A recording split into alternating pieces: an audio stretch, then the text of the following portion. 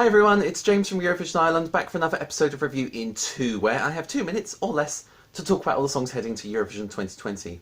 Now today we're going to take a look at Austria, Vincent Bueno and Alive. So you'd be forgiven for thinking that over the sort of 65 years that Eurovision has been running, we've only had 2 Austrian victories that, they don't win very often. They've also got the longest gap between victories, 48 years.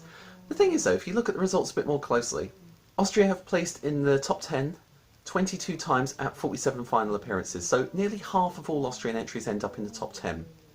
Now, the Austrian broadcaster did sort of in the mid-2000s say, no, we're done with Eurovision, we're off. But since coming back, I think they've definitely been one of the countries to watch.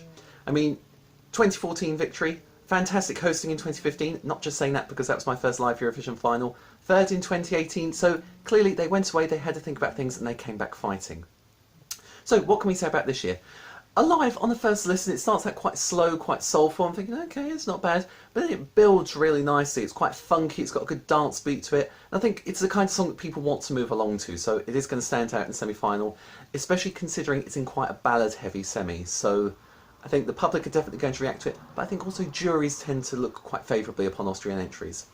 Now, I think it's fair to say that the last few hostings of Eurovision haven't been without their issues, a few scandals, things happening. So I think one of the last times that Eurovision was hosted, everything went according to plan, was of course in Vienna. Now, Vienna's a fantastic host city, so I wouldn't mind going back there. It's one of my favourite cities in Europe. But Orff put on a fantastic show. It was, pas sure, everything's fine. And I think the EB would be keen for Austria to sort of do that again, bring a bit of stability back to the contest.